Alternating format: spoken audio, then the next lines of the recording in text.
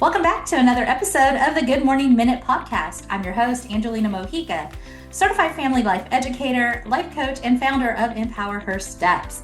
This season, we're stepping into a new series called Rooted, Restoring the Fruit of the Spirit, a conversation about identity, healing, and inner growth.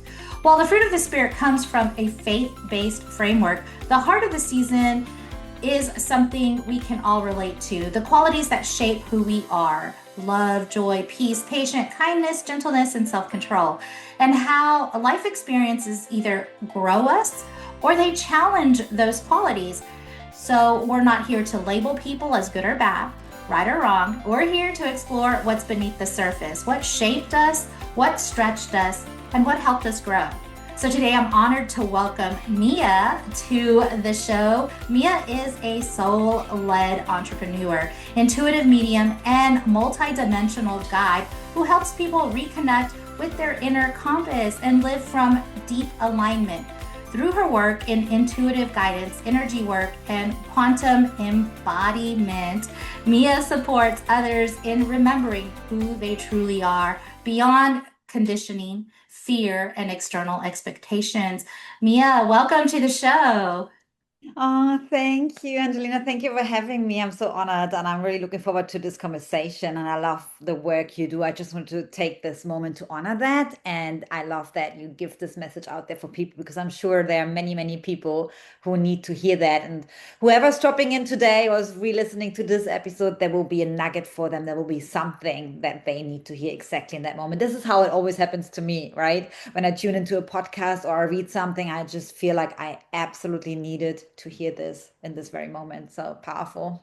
Yeah. Yeah, I love that. And thank you so much for the moment of just gratitude. I appreciate it. Mia, I'm curious. Tell us a little bit about who you are and what is the season you're currently in life today. Yeah. Of course, it's always this big question, and oh no, I have been on many podcasts, and I always feel like this is so hard to put in one sentence. But originally, I grew up in Germany, in a very small village and very, farm land, traditional, also in a Christian household, and lots of, as we all have, lots of conditioning from there. But I left Germany when I was 25 and then I went to New Zealand. It was never meant to be, I was never meant to live there, but I ended up living there 11 and a half years. And then over 2 years ago, I went back to Europe and I became really a nomad because I was in Spain and Portugal. Then I had a couple of months in Bali. I just landed a week ago here in Australia and was in Vietnam before. So I was really on my own journey. I did not plan that. I had a completely different plan because I was quite anchored in New Zealand, right? But it was time for me to go, and all everything happened there for me to open up more spiritually, even more so, and just have go really deep, deep into my own understanding. Who is Mia? What am I? Why am I here? What's my purpose? And to really this tug of war between the ego and the surrendering, right? Because we all have a plan, we all have like something, things we want to do, and it's not wrong. And it's not about letting them go and not having them. I think we all were riding that train at some point. Okay, I just let everything go. This is also not the point, but yeah, that's I guess the season. I'm pretty much. I have always thrive. I'm always thriving on that being in different places because for me it's the greatest teaching. I get challenged, and every single time when you're in a new country, you embody a new identity and let go of something old as well. It's a constant renewal cycle. We all go through this, right? Always like a death and rebirth cycle, just like nature. And the more I learn for myself, the more I start to allow that, the more blessings will come to me and I will actually see the blessing in disguise because it's mostly when challenges happen. So yeah, and that led me on this journey to teach others. I mean, there's so much more to me because my one of my biggest foundations is actually in the body because I'm an athlete since I'm 3 years old. I have been actively boxing in New Zealand and competing there as well, and did so many sports. And I always felt through movement, that's my thing. Through movement, I can really tune in. And yeah, the body is always giving me signs when something is not aligned with what I'm wanting to do. Yeah, I think that's like a wrap up, but I feel like the most important thing is that everybody, what I came to understand is everybody has their own unique cycle. We all are a unique piece of the masterpiece of God that God has created, and to really honor that and understand that, and to trust yourself and create space for the conversations with God, spirit, universe, whatever you subscribe to, so you Mhm. get the guidance and to train that as a muscle because it's always there. But our mind is so loud and we are so conditioned to listen to the external and everything that this is so subtle that we most of the time miss that. And that's what I'm here for, to help people to remember how powerful they truly are. Yeah. I love what you shared because just hearing it, it gives me a good picture of where you are right now and who you are right now. And I love how rooted you are in your present moments and the adventurous spirit. Like you're traveling, you're experiencing things and how open you are to the experience of, wherever you're at that time. And I think that's beautiful because I think a lot of us struggle in that area of, where do we get to in our lives where we can be open and free and also receive, like you said, those blessings or those opportunities that are coming our way. Now, I know it didn't happen for you overnight. I know there's a journey behind there. And so I'm curious to know a little bit about that inner growth. Like, what was it that helped that you had to go through in order to discover the person you are today? I mean, there are so many things, right? But I would say, I mean, my childhood wasn't like easy or anything. I grew up, in violence, domestic Mhm. violence, alcoholism, and sexual abuse and things like that. But this is not like I've worked through this, and it had to happen this way. And I know my soul chose that because that's my belief. Our soul chose the plan, before we entered this incarnation, and then this is how we, get to the karma, dharma, and all these things.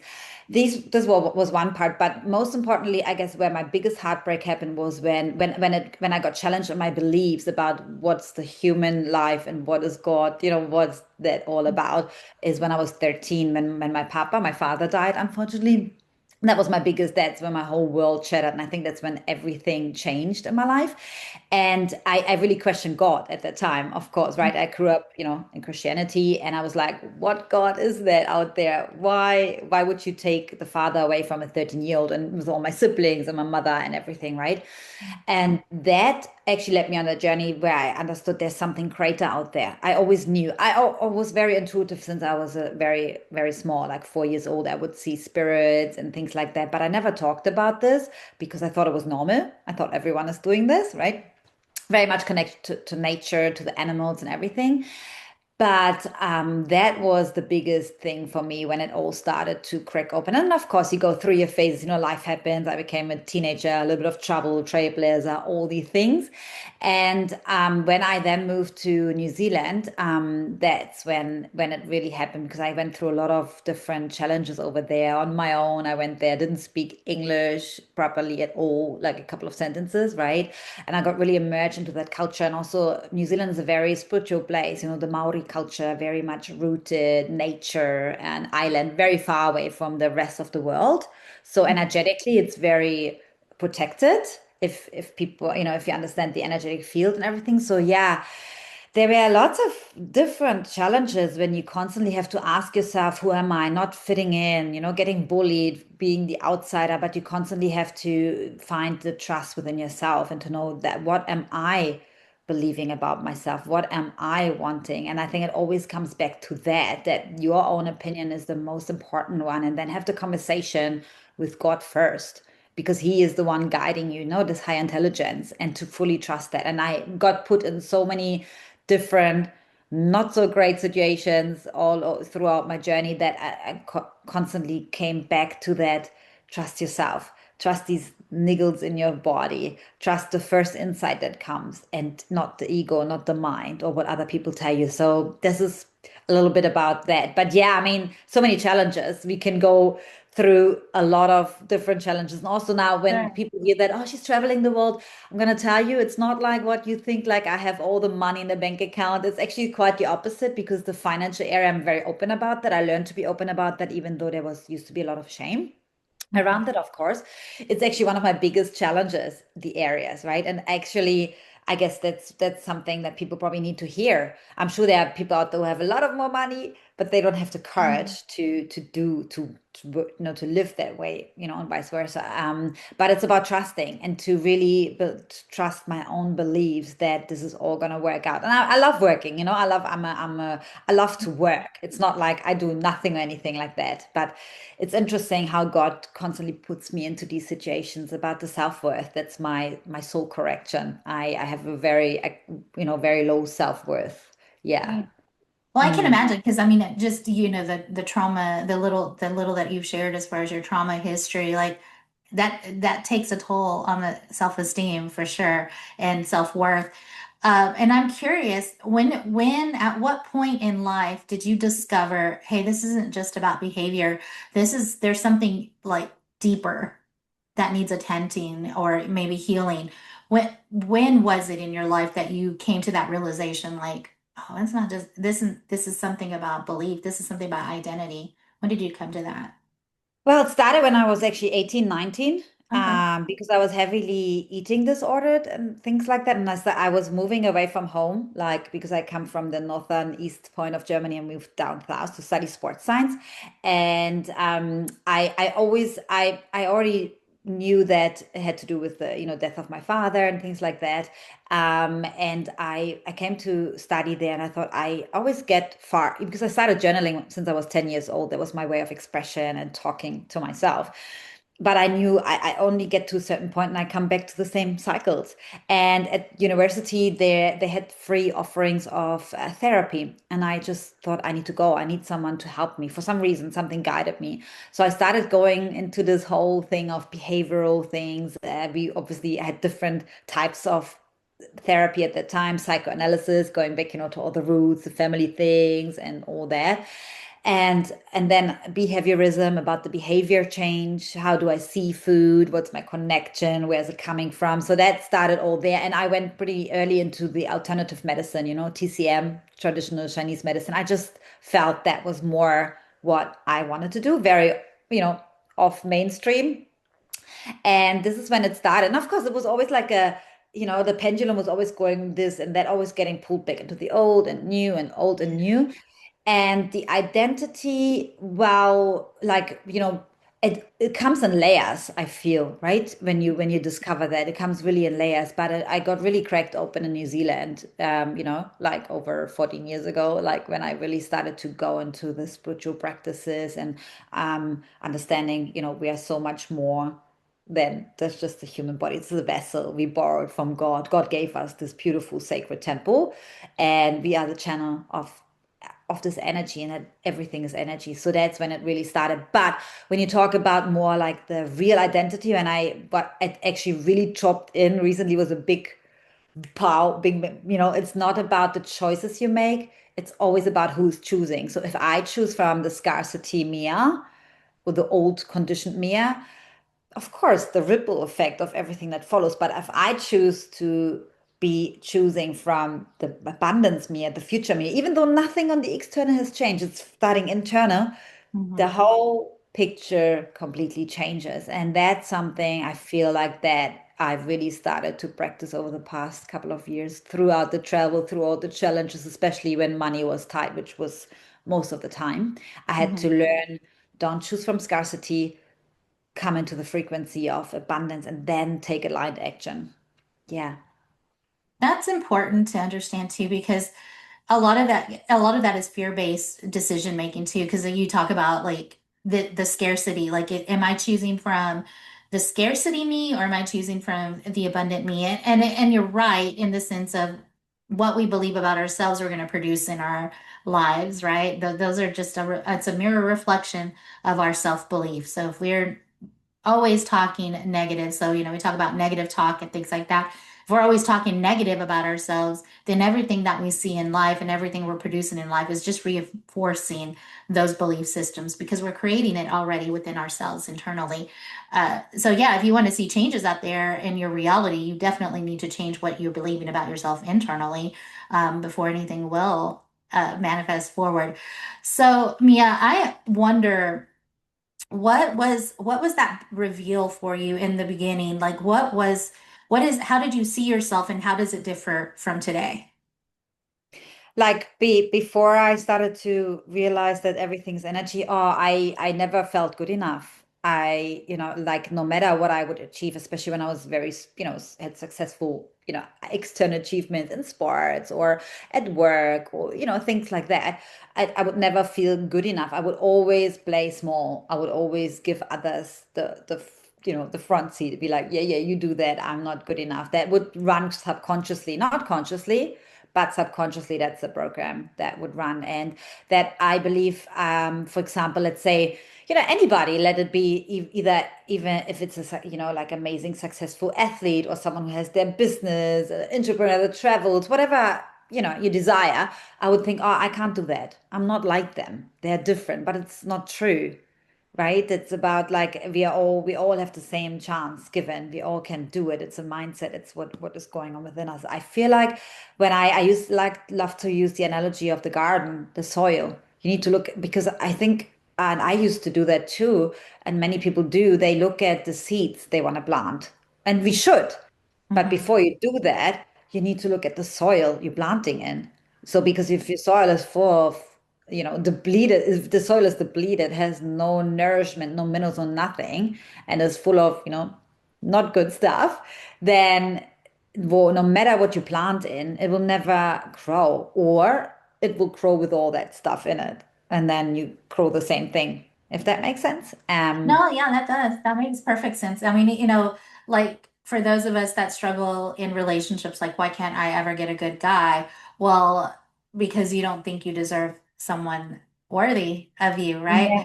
And so you produce it. So one phrase I used to say is same, it's the same situation, just different phase, because that happens. You keep produce, like you said, you keep producing because the soil isn't right for the planting, and you've really got to look at what you're cultivating first before you start putting that thing seeds in there so they can start growing.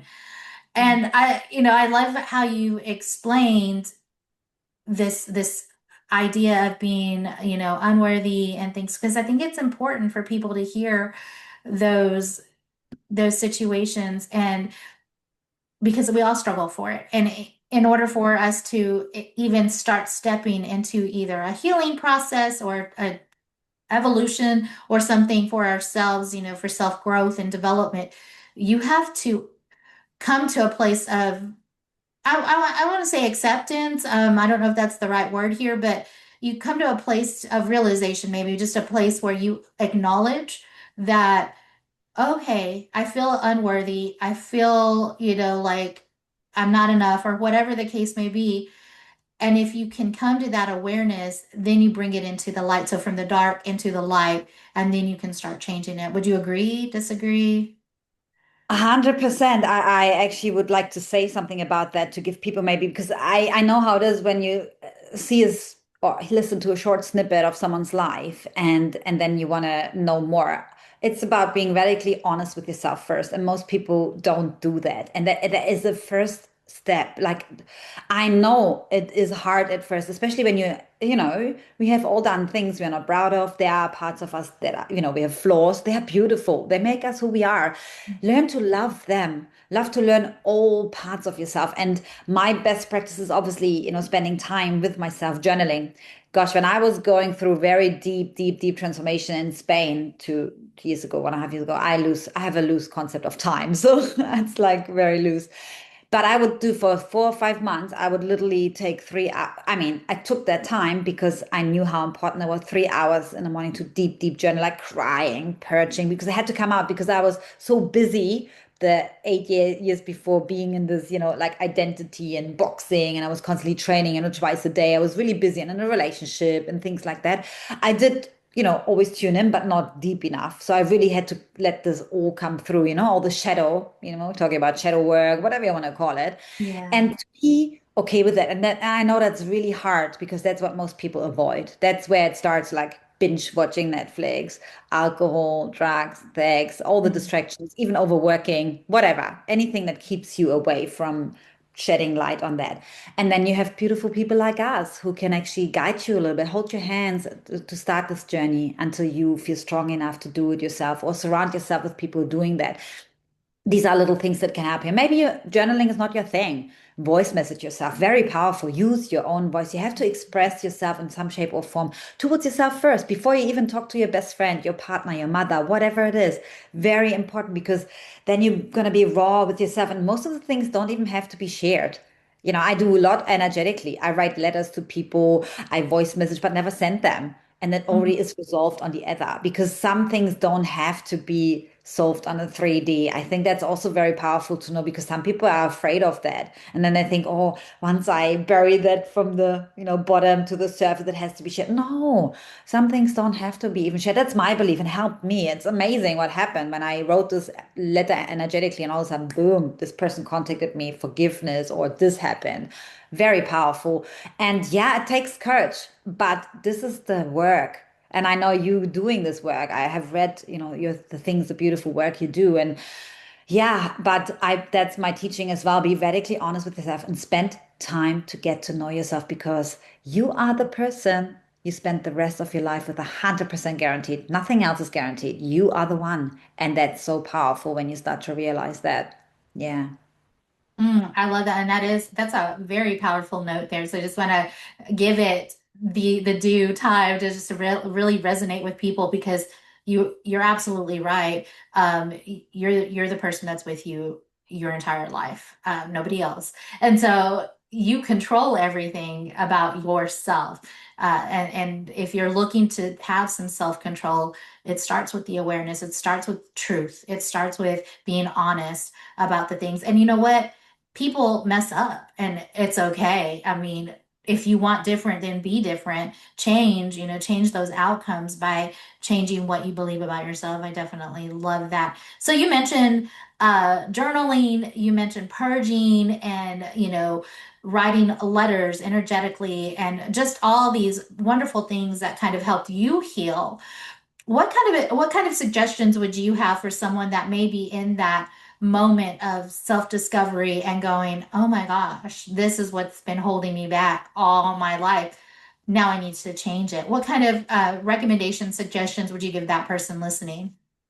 Well, find something that every day that you can do, where you can create some space to have conversations with yourself and God. So that could be going for a walk, it could be sitting by the beach in the forest, can be journaling, can be movement. I also believe that movement is very important when you do healing work, because energetically we want to move this energy through us, whatever it is, if it's sadness, anger, because there are different ways. Connecting to the sun makes you happy. Doing some yoga in the sun gives you light and happiness, right? Swimming in the water, that's only, what I have discovered. Water for me is the womb space of Gaia. It's like you feel like you're held, you're feeling safe. And maybe you need a little bit more of some more aggressive movement when you have anger, just to let it out, be constructive with it, channeled into the right ways. I think movement and nature are very powerful tools that people underestimate, and they are free. You don't need to go to the gym. You don't need to. We are all in some shape or form surrounded by nature. And if you don't live directly by the forest or lake or ocean, there's surely something around you, because you have to leave the house. And make start where you at. I think that's also very important, because people say, once go to the gym, then I start this, or once I have money for this life coach, I start this. But you can start right now. And I don't like to give, like, I do give recommendations and some little pointers, but I don't say you have to do it that way. If you don't do it that way, you will not make it, or it's not going to work. But I feel like I invite people in. I would like to invite the listeners, and now tune in. Like, ask yourself, what is actually bringing me life? What feels right to me? Is it nature? Do I like writing? No, I don't like writing. Do I like talking to myself? I don't know. Like, just start to have these conversations, and there's no right or wrong answer, and it will change over time too. Sometimes you more intensely need to write, other times it's more about talking, more moving, less moving, right? That's what I would do. And it's about repetition. Don't give up. Like, don't do things like 3 days and then it gets hard and then you don't see results, because this is intangible work, this is inner work. And I believe it can be very frustrating. And I say to people, I know, because our mind wants to see instantly results all the time. And when we don't see it, no, it's not working. But it's not true. It's absolutely not true. It's like, right, coming back to the gardening, you plant the seed, the flower is not coming out the very next day. And you're not digging up the seed every day to check if it's growing, because then you would disrupt the growth process. But that's what we essentially doing by constantly wanting to control. And I know that I'm sure we all can. It's very natural. But this is Yeah. the training, it's like a muscle. So be patient with yourself, have compassion. I feel like that's a big message for people out there. Like, we talk so nice to our friends and say, yeah, take some rest and have all the compassion. But then when it comes to ourselves, it's like, nah, nah, nah, nah, nah, like the big, criticism, you're not good enough, and the self-sabotage. But learn to talk to yourself like to your best friend. That's something I learned and still, embody and continue to do so every day. And it's a journey that never stops. Yeah. I tell you, like anybody who's listening, it's not like you coming to the certain destination and oh, it's done, I don't have to do it. You continuously do it, but it becomes your embodiment. It becomes like breathing. It becomes like brushing your teeth.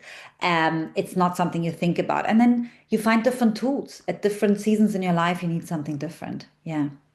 Yeah. No, I love that. Just understanding yourself in order to grow. It's beautiful. It's beautiful when you come to that awareness. Like it's so freeing. Mm. The truth will set you free indeed. And talking about movement and how important it is, it recalls a memory that I have where it's going through my second divorce and I was at a gym class. We were doing like an MMA training class I was with a friend and Woo. yeah. Love it. And so I remember we were all running, we were slamming tires, and we were just doing all these things, the big old sledgehammer against the tire and just flipping tires and all these things. And I remember there was a point in that workout, like I was maybe 15 minutes in it, but it was the work was so hard and the movement that it started shaking loose some emotions that I wasn't allowing myself to feel going through this divorce and some of the anger that I had that I was like, oh my gosh, I've got to take a minute. I've got to go sit down because I'm about to just lose it. Like I'm about to just purge all this emotion out. And I don't need, I don't need to do that in front of everybody. But it's so true. Coming from a place of child welfare and understanding trauma and how it affects the body. And there's this book out there called The Body Keeps the Score. I mean, it is true. It stores that energy, that negative energy in your body that is being released in some manner, whether it's a poor coping skill or something, you're still really, holding it back and unable to truly operate. And it holds you back from a lot of other things too. So I like that you mentioned movement. That's very important. So Mia, I'm curious, what did you notice as far as the changes in you from then to now, as far as your reactions, your relationships, and even your sense of self? Wow, I mean, it's life changing and it continues to keep going and evolving. Firstly, I'm responding. Like every time there's a challenge or something that triggers me, I pause and I take a step back. That's the number one rule, and I breathe, because the nervous system, what is stored in the body, right? The nervous system is so conditioned. And really taking that moment, we all have this moment for at least one breath, 3, 4, 5. That is the best way to start for me. And of course, through my meditation practice, very grounded, no matter if there's a big storm going around. So lots of change. And in return, you get so much more energy and clarity, because when we're constantly in resistance, we're constantly in fight mode, or we want to react, and we are constantly in people's thoughts and think, oh, what are they thinking? How will they react? And this takes so much energy. I'm like, what a waste. Why do I not focus on what can I do now? Take the breath in, and that frees up a lot of ailments in the body, and definitely clarity. I like my surroundings, I'm very aware. My energy, access to my energy is a privilege. That's how I treat it. It's like a sacred temple, and we don't allow anything in a sacred temple, don't we? We have certain standards for a person to enter a temple, and I'm not just talking about, my body, but also my whole field and being surround me. And I think this is very important for people to own that. Yeah, you are, this the gatekeeper of your temple and of the entry of everything. And I've realized like it's not about being in touch with many people, right? Like because I've been very social and all these people, but I don't have to. I have my chosen ones, my soul family, and keep that very close and being really mindful who you're sharing, what you're sharing with. And I feel like this has really changed and shifted and moving away from this external validation. Of course, we all want to be validated. It's very natural. That's why we are here. But to have that desire, but then let it go as well and not making it your primary source. Know that you're doing it. There's a purpose. There's something that there's passion that gives you light. Yeah, I feel like a lot of things, and I don't really do. I'm very nichey in all areas of my life, so I don't really can say I fit into the matrix at all. Like, yeah, like I'm not this person who goes out to a coffee shop. I mean, with myself, I love that, but I think I've that very my values have just shifted because I unconditioned myself. The values before were conditioning, most of them from the society, my family, how I grew up, and past lives, even if you believe in that, what Mhm. you bring. And then you can decide, that's when people start doing the work, you look at certain things and you can decide, do I want to keep this value and belief? Yes or no? And become, own that you are the one who's making the choices and more confidence. I definitely grew more confidence and being okay with not being liked by everyone because nobody is universally liked. I think that was a big part for me to learn and still learning. Um, yeah, and having clarity and just doing your thing. Just be you. I think it's very important because we all have our being, and as I said at the beginning, we are so unique. We all bring a beautiful, unique gift, and all we have to do is to find that and to grow it and embody it in this lifetime. Yeah. Love it. So, and I like the idea, like when we slow down and look at the root of things, it gives us space for healthier fruit to grow. Before we wrap up, Mia, let's leave the listeners with something they can carry with them. And so, a question I have is if you could leave listeners with one thought, maybe a truth or encouragement to help them stay more grounded and rooted in who they are becoming, what would it be? Well, the first thing what came through is like everything you're looking for is within you. And I know that's probably everybody has heard that in some shape or form in different ways.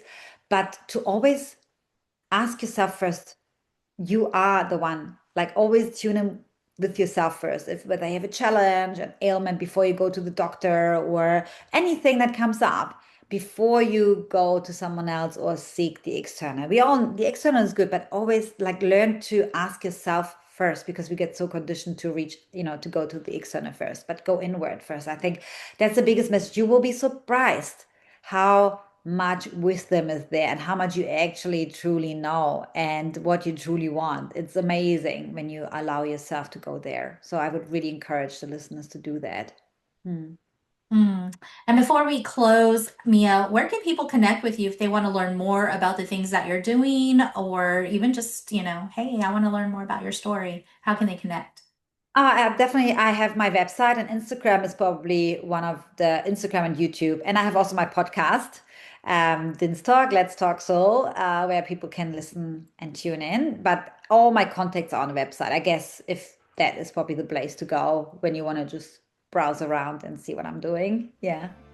Okay, wonderful. Well, Mia, I want to say thank you so much for sharing your story and your growth with us today.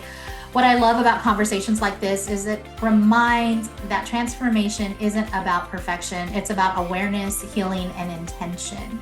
So when we tend to the roots, friends, the fruit begins to grow and change naturally. So to those that are listening, take a moment to reflect which inner quality feels hardest to you right now and what part of your story might be asking for more care. For me, my faith is where that healing begins. And if you're curious about that journey, you're always welcome here. So no pressure, no judgment, just space to grow. Until next time, friends, stay rooted, stay real, and stay growing. I'm Angelina Mojica, your life coach, sending you much love, much peace, many blessings.